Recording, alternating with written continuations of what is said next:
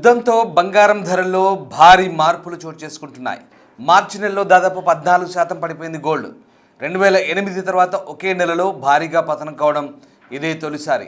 మార్కెట్లో బంగారం అమ్మకాలు పెరగడంతోనే ధర పడిపోవడానికి ఒక కారణం అంటూ విశ్లేషిస్తున్నారు. అమెరికా డాలర్ బలపడడం కూడా మరొక కారణం. హైదరాబాద్లో 24 క్యారెట్ల 10 గ్రాముల ధర 1,49,290 రూపాయలుగా ఉంది. నిన్నటితో పోలిస్తే దాదాపు 1,030 రూపాయలు రేటు పెరిగింది. 22 క్యారెట్ల 10 గ్రాముల ధర 1,36,850 రూపాయలుగా కొనసాగుతోంది. ఈ నేపథ్యంలో బంగారం ధరలు ప్రస్తుతం ఇవాళ కాస్త స్వల్పంగా పెరిగాయి. అయినప్పటికీ కూడా మార్చిలో బంగారం ధరలు కాస్త పడిపోయినట్టుగానే అనిపిస్తోంది.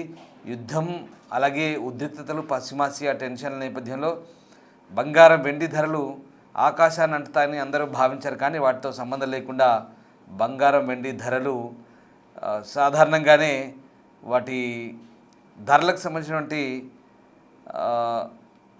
ప్రక్రియ నెమ్మదిస్తూ వచ్చింది. ఇక యథావిధిగా గతంలో మాదిరిగానే వాటి లావాదేవీలు కొనసాగాయి. ఈ నేపథ్యంలో ప్రస్తుతం బంగారం వెండి ధరల గురించి ఆసక్తికర చర్చ అయితే సాగుతోంది. ప్రస్తుతం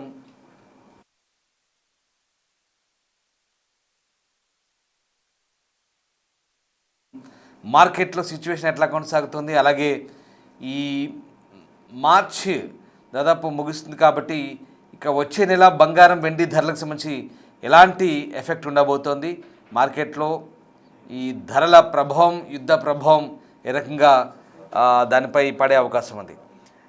మా reporter Gautami, market expert Ravi రమేష్తో అందిస్తారు. ఇరాన్, ఇజ్రాయెల్ అండ్ అమెరికా దీనికి సంబంధించిన వార్ ఏ విధంగా నడుస్తుందో మనం చూస్తూ ఉన్నాము. అయితే ఈ నేపథ్యంలోని గత కొన్ని రోజుల క్రితం నుంచి కూడా గోల్డ్ రేట్స్ ఏ విధంగా పెరిగాయో మనం చూస్తాం, తగ్గుతున్నాయో మనం చూస్తున్నాం. అయితే గత వారం రోజుల నుంచి మనం చూసుకున్నట్లయితే దాదాపు 13,000 రూపాయలకు పైగా తగ్గడం అనేది మనం చూస్తున్నాం, అంటే వారం రోజులకి. మరి అయితే ఒకవైపు వార్ ఇంకా నడుస్తున్నప్పటికీ గోల్డ్ అండ్ సిల్వర్ రేట్స్ మీద ముఖ్యంగా ఎందుకు తగ్గుతోంది, తగ్గేటప్పుడు మనం ఇన్వెస్ట్ చేయొచ్చా అని చెప్పి మళ్ళీ కూడా సందేహాలు వ్యక్తమవుతున్నాయి. మరి దీని గురించి మాట్లాడితే వాళ్ళు మనతో పాటు బిజినెస్ అనలిస్ట్ రవి రామేశ్వరరావు గారు ఉన్నారు. సార్ నమస్తే. సో యుద్ధం జరుగుతున్నప్పుడు ఇటు మనకి అన్నిటి మీద భారం ఏ విధంగా పడిందో మనం చూసాము. అయితే గత కొన్ని రోజుల నుంచి కూడా గోల్డ్ రేట్ మళ్ళీ తగ్గడం మనం చూస్తున్నాం. అయితే యుద్ధం జరుగుతుంది కదా, మళ్ళీ గోల్డ్ తగ్గడం మనం చూస్తున్నాం. కాబట్టి ఇలాంటి టైంలో ఇన్వెస్ట్మెంట్ చేయడం కరెక్టా కాదా అని చెప్పి మళ్ళీ సందేహాలు. అంటే మనకి ఏంటంటే తగ్గిన ప్రాబ్లమే, పెరిగిన ప్రాబ్లమే. ఏం చెప్తారు సార్, ప్రధాన కారణం ఏంటంటే? డబ్బు ఉన్న ప్రాబ్లమే, డబ్బు లేకపోయినా ప్రాబ్లమే, భార్య ఉన్న ప్రాబ్లమే, భార్య లేకపోయినా ప్రాబ్లమే. ఈ వార్ అనేది దాదాపు 4 రోజులు దాటిపోయింది. February 28th స్టార్ట్ అయింది. Almost more than 1 month, 31st day first. So ఈ 30 రోజుల్లో కూడా యుద్ధం మొదలైనప్పటి దగ్గర నుండి ఇప్పుడు చూసుకుంటే ఫోకస్ డెన్సిటీ పెరిగింది. ఎందుకంటే నువ్వెంత అంటే నేనెంత అనుకుంటున్నాడు. ఇప్పుడు వీళ్ళు కొన్ని కండిషన్ పెడతారు, వాళ్ళు ఒప్పుకోరు, వాళ్ళు కొన్ని కండిషన్ పెడతారు, వీళ్ళు ఒప్పుకోరు. ట్రంప్ గారు ఏదైతే డెసిషన్ తీసుకున్నారో ఇరాన్ ఫర్ ఎవర్ నా కంట్రోల్లో ఉండాలనుకుంటున్నాడు. ఇరాన్ నువ్వెవరు, మా బాస్ని చంపో, మేము అంత తేలిగ్గా వదిలేస్తామని అంటున్నారు. సో ఓవరాల్గా చూసుకుంటే ఈ యుద్ధం పరిణామాలు చాలా తీవ్రంగా అటు ఆయిల్, క్రూడ్ ఆయిల్ మీద పడింది. ఆయిల్ ఏదైతే ఉందో $70 per barrel ఉండేది ఎక్కడికో వెళ్ళిపోయింది, $120-130. గోల్డ్ రేట్ ఈరోజు చూసుకుంటే 1,40,000 తులం ఉంది. సిల్వర్ రేట్ చూసుకుంటే 2,50,000 ఉంది. ఆల్మోస్ట్ ఓవరాల్గా గోల్డ్ చూసుకుంటే ఒక 13 to 15% తగ్గింది గత కొన్ని రోజులుగా. కానీ మళ్ళీ నిన్న మొన్న కొద్దిగా వేరియేషన్ ఉంది, బట్ తగ్గిన దానికంటే పెరిగింది ఎక్కువ ఉంది ఓవరాల్ స్ట్రాటజీ చూస్తే. అదే సిల్వర్ కూడా 4 లక్షలు, నేను 7-8 months బ్యాక్ చెప్పాను, గోల్డ్ 2 లక్షలు వెళ్తుంది, సిల్వర్ 4 లక్షలు వెళ్తుంది. కానీ 4,25,000 వెళ్ళింది, 1,85,000 వెళ్ళింది. ఇంచుమించు వెరీ క్లోజ్ ప్రెడిక్షన్, 5% ఇటువంటి. సో దీని బట్టి అర్థం అవుతుందంటే జియో పొలిటికల్ కండిషన్ అనేది వెరీ ఇంపార్టెంట్. ఇంతకుముందు మీరు చూసుకుంటే కనుక యుద్ధం అనేది ఇజ్రాయెల్కి బ్యాక్ సపోర్ట్గా అమెరికా ఉండి ఇజ్రాయెల్తో చేయిస్తుంది, ఇరాన్ ఒంటరిగా పోరాడుతుంది. కానీ ఇప్పుడు చూసుకుంటే గత లాస్ట్ మధ్యలో ఒక 4-5 days గ్యాప్ ఇచ్చారు యుద్ధానికి, మళ్ళీ స్టార్ట్ చేస్తారు సంధికి రాకుండా. సో నేను లాస్ట్ టైం చూసినట్టు ఐక్యరాజ్య సమితి దేశాలు ఏవైతే ఉన్నాయో అవన్నీ కూర్చొని సానుకూలంగా మాట్లాడితే పరిష్కారం వచ్చే అవకాశం కనిపిస్తుంది. లేదంటే నువ్వెంత నేనంతా ఇప్పటికే కొన్ని 100,000 మంది చనిపోయారు, అక్కడ పోతున్నారు, ఇక్కడ పోతున్నారు. లేటెస్ట్ నేను అబ్జర్వ్ చేసిన పాయింట్ ఏంటంటే ఇరాన్ ఒకటే చేయట్లేదు, ఇరాన్ రీజియన్లో రీజియన్ సపోర్ట్ కూడా ఉంది, అటు నుండి కూడా. ఇప్పుడు దుబాయ్లో వీళ్ళు వేస్తున్నారు. ఇరాన్కి సంబంధించిన B2 బంకర్ ఏదైతే మెయిన్ ఉత్పత్తి చేసే స్టాక్ చేసి నిల్వ చేసే ఉన్నాయో వాటి స్థావరాలను ధ్వంసం చేస్తున్నారు. Iran is almost contributing 20 to 22% across the గోల్డ్లో వీళ్ళు ఇరాన్ మీద డిపెండ్ అవుతారు, ఇప్పుడు ఇంపోర్ట్స్ కానీ ఎక్స్పోర్ట్స్ కానీ. సో ఇరాన్ ఏమంటున్నారంటే మేము చెప్పింది వినకపోతే మేము గ్లోబల్ ఇంటర్నెట్ డిస్రప్షన్ క్రియేట్ చేస్తూ ఉంటారు. అంటే సముద్రంకి కొన్ని వేల అడుగుల్లో ఇంటర్నెట్ కనెక్షన్స్ ఏవైతే ఉన్నాయో అవి ధ్వంసం చేస్తే యుఎస్ మళ్ళీ కొన్ని వారాలు కొన్ని నెలలు పడుతుంది చేయడానికి. సో ఈ మొత్తం గూగుల్, అమెజాన్, ఫేస్బుక్ ఇవన్నీ ఏవైతే ఉన్నాయో entire thing is depending on that internet cable. So వీళ్ళు already they have stopped the ships of other except India కాకుండా ఏషియన్ కంట్రీస్లో మెయిన్గా ఇరాన్కి, ఇజ్రాయెల్కి సంబంధించిన నావలు ఏవైతున్న పడవలు అట్లా ఆఫీసు తిరిగి పంపిస్తున్నారు. ఇండియాకి మాత్రం మన ఆల్రెడీ ఒక షిప్ రీచ్ అయింది. సో పరిస్థితి గ్యాస్ ప్రకారం చూసుకుంటే కనుక మనకి ఇండియాకి నెక్స్ట్ 2 నెలలు ప్రాబ్లం లేదు, ఒకవేళ ల్యాప్ చెప్పాను. కానీ ఇప్పుడు ఏమైంది మిగతా దేశాలకు చాలా ఇబ్బంది పడుతున్నారు.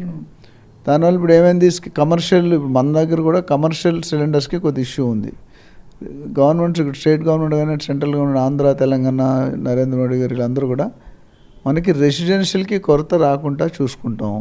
కమర్షియల్కి definitely there may be some challenges, but అది కూడా రాకుండా ఇక్కడ మెయిన్ ఏంటంటే బ్లాక్లో అమ్ముకుంటున్నారు సిలిండర్లు. అది it's causing issue the common public. ఎందుకంటే 1000 రూపాయలు 4000, 5000కి అమ్ముతున్నారని విన్నాను, మేమైతే కొనలేదు. లాస్ట్ టైం మనకి గ్యాస్ కొరత ఉందని కానీ ఒక్కసారిగా మొత్తం కూడా బ్లాక్లో 10,000 కూడా పెట్టుకున్న వాళ్ళు చాలామంది ఒక సిలిండర్ కొన్న 4 సిలిండర్ 5 సిలిండర్ బుక్ చేసుకున్నారు. డిఫరెంట్ ఒక్కొక్కడికి 2-3 సిలిండర్స్ అయితే ఉంటాయి జనరల్గా. 2 అయితే తక్కువ ఉన్నారు, 3-4 ఉన్న వాళ్ళు కూడా ఉన్నారు. రకరకాల పేర్లు, రకరకాల కొడుకు కోడలు రకరకాలు పెట్టుకుంటున్నారు. సో ఇప్పుడు ఏమవుతుందంటే పెట్రోల్ బంకులు కూడా మొన్న కొంతకాలం మూసివేశారు. బట్ ఇప్పుడు మళ్ళీ 2 రోజులు కొద్దిగా హైప్ చేసి లేని పబ్లిక్ కూడా ఉన్నదని చెప్పినా నమ్మట్లేదు. అన్నెసరీ భయపడి పెట్రోల్ పంపుల దగ్గర 2 కిలోమీటర్ 3 కిలోమీటర్ లైన్ చేసి ట్రాఫిక్ జామ్ చేశారు. మోడీ గారు ఒక పక్క చెప్తున్నారు ఇవన్నీ కూడా ఫేక్ న్యూస్, హైప్డ్, ఇవన్నీ నమ్మకండి, మీకు పెట్రోల్ పుష్కలంగా దొరుకుతుంది చూపించే. అది కాకుండా రేట్లు ట్యాక్స్ అనేది తగ్గించారు. ఇప్పుడు పెట్రోల్కి డీజిల్కి 10 రూపాయలు 20 రూపాయలు అని తగ్గించారు. అయితే అది తగ్గించినా ఇంతవరకు కస్టమర్కి అయితే పాస్ ఆన్ అవ్వలేదు. అది ఎప్పుడు తగ్గించింది అంటే కంపెనీ ఆయిల్ పెట్రోల్ కంపెనీస్ ఏవైతే Indian oil, Bharat petroleum, HPCL ఉన్నాయో వాటికి ఓవర్లోడ్ పడుతుంది, లాస్ అవుతుందని తగ్గించారు. బట్ అందులో కొంత వరకు మన కామన్ సిటిజన్కి తగ్గిస్తే అది మంచి మేలు చేసింది. అయితే నువ్వు హెడ్ ఆయిల్ పెట్రోల్ ప్రొడక్షన్ యూనిట్స్కి మీరు చేసుకుంటే కామన్ పబ్లిక్ ఏముంది, దాని బదులు ఎక్స్ట్రా కడుతున్నారు. అది ఇంకా వారి ప్రకారం ఫెడరల్ బ్యాంక్ ఏదైతే ఉందో ఆ రిజర్వ్స్ ఇంట్రెస్ట్ రేట్ పెంచేశారు. ఇంట్రెస్ట్ రేట్ పెంచితే ఆటోమేటిక్గా కొద్దిగా ఎఫెక్ట్ ఉంటుంది. వారు కంటిన్యూ అయినా ఆ పైన ఇంపాక్ట్ అనేది ఏముంటుందని చెప్పలేము. As of today gold prices కానీ లేదా ఆయిల్ కానీ లేకపోతే వార్ సిచ్యువేషన్ కానీ ఇప్పుడు రీజియన్ వైజ్ అంటే పక్కన లెబనాన్ ఇవన్నీ ఏవైతే దానికి సంబంధించిన ఏరియాలో పడుతున్నా వీళ్ళతో పాటు వాళ్ళు కూడా సపోర్ట్ చేసి వాళ్ళు కూడా అటాక్ చేయడం మొదలుపెట్టారు. అది యుద్ధం ఆగే సూచనలకి పరిణామం కాదు, యుద్ధం పెరగడానికి పరిణామాలు. సో ఇప్పుడు మన లాస్ట్ టైం చెప్పి ఇరాన్ కొన్ని హక్కులు అడుగుతుంది, మేము ఎంత కోల్పోయాము దానికి కాంపెన్సేషన్ ఇవ్వండి, మా రాజుని చంపడానికి మీరెవరు, ఎందుకు చంపారు, నెగోషియేట్ ఎందుకు చేయలేదు, అట్లానే మీరు కమిట్మెంట్ ఇవ్వండి మాకు, మేము మళ్ళీ యుద్ధం చెయ్యను, మీరు కమిట్మెంట్ ఇస్తే కాదు ఆల్ ఇంటర్నేషనల్ కంట్రీస్ సమక్షంలో రైటింగ్లో ఇవ్వమంటారు. అది ఈజ్ నాట్ రెడీ. ట్రంప్ పెట్టే కండిషన్ ఆయన పెడుతున్నారు, వీళ్ళు పెట్టే కండిషన్. ఇది ఒక పచ్చగడ్డ వేస్తే బగ్గుమనే రకంకి వెళ్తుంది కానీ ఆగే సూచనలు ఎక్కడ లాస్ట్ 1 month పరిణామంలో దాని మీద ఎవరు నెగోషియేట్ చేయట్లేదు, వీళ్ళు చేయట్లేదు వాళ్ళు. ఇప్పుడు వీళ్ళంటే అంత ఇరాన్ అంతం చేస్తాం, ఆల్రెడీ 70% కూల్ చేసాం, మీకు 20% మీకు ఏమి ఉండరు, నేను చెప్పినాను రాజు పెట్టుకోవాలంటున్నారు కింగ్ని, వాడు ప్రెసిడెంట్ ఎవరైతున్నారు. అది as a human being ego వల్ల అడ్డుకో, అది మన చిన్న కంట్రీ అనుకుంటే వాళ్ళు మీరు చిన్న కంట్రీ కంటే పెద్ద కంట్రీలా ఫైట్ చేస్తున్నాడు. ఇరాన్ కూడా వాళ్ళకి కూడా మద్దతు ఉంది రకరకాలు. ఇండియా ఏంటంటే అందరితో హ్యాపీగా ఉంది, రష్యాతో హ్యాపీగా ఉంది, చైనాతో హ్యాపీగా ఉంది, ఇజ్రాయెల్తో హ్యాపీగా ఉంది, అమెరికాతో. సో మన బైలాటరల్ రిలేషన్షిప్ అనేది పాటు చేసుకోవట్లేదు. బట్ ఇప్పుడు మీరు అక్కడ చూసుకుంటే ఇరాన్ నుండి చైనాలో గోల్డ్ రేట్ తగ్గించారు, gold is down, Dubai is already crash. So ఆటోమేటిక్గా ఇండియాలో రేట్లు పెరగడానికి సూచనలు తక్కువన్నా ఇది ఒక బులియన్ మార్కెట్ అనేది ఒక మాఫియా, ఒక గేమ్. సో దాన్ని ఎప్పుడు పెంచుతారు, దానికి మీరు చూడండి ఎవ్రీ 15 రోజులు పెడితే మధ్యలో 3-4 రోజులు తగ్గుతుంది. సో అది ఎవడు ఊహించిన స్టేజ్లో నాన్ ప్రిడిక్షన్ అంటే ప్రిడిక్ట్ చేయలేకపోతున్నాం. వాళ్ళందరూ అనుకుంటే నేను ఒకప్పుడు చెప్పాను, ఇప్పుడు సెంట్రల్ గవర్నమెంట్ బడ్జెట్ తయారైతే ఎవరికి వెళ్ళాలి, ప్రెసిడెంట్కి ప్రైమ్ మినిస్టర్కి వెళ్ళాలి, కానీ ఆ ఇండస్ట్రియలిస్ట్కి వెళ్తుంది. ఇప్పుడు చాలామంది అంటారు అదాని ఇంత పైకి వెళ్ళగొచ్చాడు, అంబానీ ఇంత పైకి వెళ్ళగొచ్చాడు, అది అండర్స్టూడ్. అక్కడ వెళ్ళి వాళ్ళకి కావాల్సిన ప్రాజెక్ట్ పెట్టుకుని తర్వాత గవర్నమెంట్కి ఓకే అవుతుంది. అట్లా అయిపోయింది. గోల్డ్ మార్కెట్ కూడా ఎవరైతే 10-20 మంది ఉంటారో వాళ్ళు they are trying to control and regulate. అది కొద్దిగా అడ్వాంటేజ్ తీసుకునే విధంగా ఉంది. అంటే చాలామంది వరుసగా పెరుగుతున్న కొనేస్తారు, తర్వాత తగ్గించేస్తారు. సో ఎవరైతే ప్రాఫిట్ మేకింగ్ ఉన్నారో, అంటే నేను 90,000 కొన్నా, ఈరోజు 1,60,000 అయింది, 1,70,000 అయింది. సో ప్రాఫిట్ 100% మార్జిన్ వచ్చింది. 85 1,60,000 అంటే 100% ప్రాఫిట్. సో ఆ ప్రాఫిట్ చేసుకుంటే అందరూ అమ్మడం, ఒకప్పుడు నుంచి అందరూ కొనడం మొదలుపెట్టారు, ఇప్పుడు అందరూ అమ్మడం కొనేవాళ్ళు లేడు.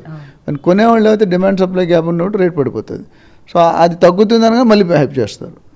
ఇదేంటంటే లాజిక్ చాలామందికి అర్థం కాదు. స్టాక్ మార్కెట్ కానీ దానికి కండిషన్స్ ఉంటాయి, దానికి రోల్ ఉంటుంది, దానికి ఒక ఎలిజిబిలిటీ క్రైటీరియా ఉంటుంది, ఎప్పుడు తగ్గ ఒక అనాలిసిస్ ఉంటుంది. ఆ అనాలిసిస్ మనకు అర్థం కాదు. ఎందుకంటే మనం వీఆర్ ఓన్లీ కొంటే 5 తులాలు 10 తులాలు కొనుక్కుంటాం. అంతకని ఇప్పుడైతే అది కూడా 10 లక్షలు పెట్టి కొనుక్కుంటే చాలా కష్టం. సో నిన్న ఒక మేడం ఫోన్ చేశారు, సార్ నా దగ్గర 5 లక్షల బంగారం ఉంది, 24 క్యారెట్, నా కూతురికి పెళ్లి చేస్తున్నాను, ఆర్నమెంట్ చేయించుకోవచ్చా లేదా, చేయించుకుంటే లాస్ అగైనా, ఇది ఉంచుకొని కొత్తది కొనాలా లేకపోతే ఉంచుకొని దాంట్లో గోల్డ్ ఎప్పుడు రీమేక్ చేస్తే రేట్ కాన్స్టెంట్గా ఉన్నా వేస్ట్ అయిపోతుంది. మీకు చాలామంది తెలుసుకోవచ్చు, మా ఫ్యామిలీస్ కూడా అంటారు గోల్డ్ ఎక్స్చేంజ్ డిజైన్ పోయింది, 3 సంవత్సరాల ముందు 25% ఆల్రెడీ వేస్ట్ అయ్యి ఇప్పుడు మళ్ళీ 25% కట్టాలిగా. సో అది నెట్ లాస్ అది. సో అది మీరు కొనుక్కున్నట్టు ఆలోచించగలరు. డిజైన్లు మారుతూ ఉంటాయి. మన సినిమా యాక్టర్ కాదు, సినిమా హీరోయిన్లు కాదు కదా. కానీ కొత్త కొత్త రకాలు వేసుకోవాలని వేసుకోవాలంటే దానికి కాస్ట్ ఉంటుందమ్మా. If you want to do something there is a cost. పైసామే పరమాత్మ, ఏది కాస్ట్ లేకుంటే ఎవరికి ఎఫెక్ట్ కాదు. So China gold price drop చేసింది, ఫెడరల్ బ్యాంక్ ఇంట్రెస్ట్ తగ్గించింది, తర్వాత దుబాయ్లో రేట్ పడిపోయింది, పొజిషన్కి ఫ్యూచర్లో ఏమవుతుందో తెలియదు. చాలామంది రియల్ ఎస్టేట్ కూడా పడిపోయింది. దీనివల్ల impact, direct impact on real estate. వాళ్ళు ఎవరైతే gold rate they are trying to go to the US bonds. మన ఇండియాలో కూడా బాండ్స్ ఉంటాయి.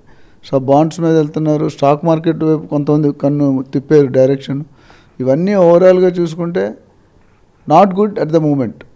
ఎవరికి మంచిది కదా. అటు ఇరాన్కి కానీ అమెరికాకి కానీ ఎంత పెద్దోడైనా వీళ్ళు చివరి క్షణం వన్ డే T20 మ్యాచ్లో ఉంటుంది. లాస్ట్ బాల్ వరకు చెప్పలేదు ఎవడు గెలుస్తాడో గెలడం. దాని లాస్ట్ 1 బాల్ 6 runs కొడతారు. ఒకసారి 1 బాల్ 12 runs ఉంటే ఒక వైడ్ వేసాడు, ఇందులోనూ కొట్టాడు అందులోనూ కొట్టాడు. So it is very difficult. But నాకు తెలిసి ఓవరాల్ సమ్మరీలో చూసుకుంటే కనుక there can be some more drop in some more time. ఇప్పుడు ఇమీడియట్గా 5,000 నా ఎస్టిమేషన్ అంటే 90,000 to 1,10,000 ఒక 5,000 ఇటు సెట్ అవ్వచ్చు. సిల్వర్ కూడా 2 లక్షల దాకా వచ్చే అవకాశం ఉన్నాయి. సో కొనుక్కునే వాళ్ళు ఎవరైనా ఉంటే until unless very urgent compulsory నా పెళ్ళి ఆగిపోతుంది, కొంపలు మునిగిపోతానే చచ్చిపోతానంటే తప్ప జస్ట్ ట్రేడింగ్ కోసం సింహం నవ్వింది కదా అని ఫోటోగ్రాఫ్ తీసుకోకూడదు. పెరుగుతుంది కానీ కొనుక్కుంటే చేతులు కాల్చుకుంటారు. సో కొనుక్కునేటప్పుడు ఒక అనలిస్ట్ ఎవరైనా మాలాగా చాలామంది ఉన్నారు, అడ్వైస్ తీసుకోండి. తీసుకున్న తర్వాత మీరు ఆచి తూచి పాజ్ అంటారు. రియల్ ఎస్టేట్లో కానీ గోల్డ్ మార్కెట్లో కానీ స్టాక్ మార్కెట్లో పాజ్ అండ్ టేక్. ఎమోషన్ సెంటిమెంట్లో డెసిషన్ తీసుకోవద్దు. తీసుకుంటే యూఆర్ గోయింగ్ టు సఫర్. అదొకటి చూసుకోండి. ఓకే. సో ఇంకా రానున్న రోజుల్లోనే దేని మీద ఇంకా తీవ్రత పెరిగే అవకాశాలు ఉంటాయి అంటారు? అంటే పెట్రోల్ అయిపోయింది, గ్యాస్ అయిపోయింది, ఇంకా దేని మీద సార్ ఇంకా మొత్తం అంటే యుద్ధ ప్రభావం కనబడే అవకాశం? ఓవరాల్గా ఇప్పుడు ఇంపోర్ట్స్లో టారిఫ్ రేట్ తగ్గింది, స్టెబిలైజ్ అయింది. సో కాపర్, బ్రాంజ్ ఇది కూడా పెరిగే అవకాశం. మెటల్ ట్రేడింగ్ ఎప్పుడైతే కాస్ట్, ఇన్పుట్ కాస్ట్ పెరిగితే అవుట్పుట్ కాస్ట్ పెరుగుతుంది. నీకు మ్యానుఫ్యాక్చరింగ్ కాస్ట్ నీకు 100 రూపాయలు పడింది అనుకో, నువ్వు 80 రూపాయలకి అమ్మలేవు కదా, 120 130కి అమ్మాలి మార్జిన్. సో దానికోసం నేను ఏమంటే ఇప్పుడు until unless it is very very very compulsory you buy, otherwise wait for another 2-3-4 months కొంచెం సెటిల్ అవుతుంది. ఈ యుద్ధాలకి ఏదైనా సొల్యూషన్ వస్తే కనుక ఫర్దర్ ఇప్పుడు డాలర్ స్ట్రెంగ్త్ అవుతుంది కొద్ది రేటు పెరుగుతుంటుంది, గోల్డ్ రేటు. మన రూపీ స్ట్రెంగ్త్ అయితే కొంత తగ్గుతుంది. ఈరోజు 93-94 రూపాయలకి వెళ్ళిపోయింది. $1 = $1. సో మన పెరగలే, we are getting weakened day by day. Cancer లాగా ఉంది. ఈరోజు క్యాన్సర్ వస్తే 1 నెల 2 నెలలు 3 సంవత్సరాలు క్యాండిడేట్ ఉండకపోతుంది. కాబట్టి రూపీని వీక్ చేసే తరుణంలో ట్రంప్ గారు ఉన్నారు. మోడీ గారు నుంచి మన రూపీని స్ట్రాంగ్ చేయడానికి ఆలోచన చేస్తున్నారు. So definitely there is a win win situation వస్తుంది. ప్లస్ ఆల్రెడీ మోడీ గారు కూడా ట్రంప్ గారితో మాట్లాడడం జరిగింది, ఆ మధ్యలో బ్రేక్ ఇచ్చింది. Maybe some negotiation behind the screen is going on the screen వచ్చినప్పుడు definitely there be some result అని నేను అనుకుంటున్నాను.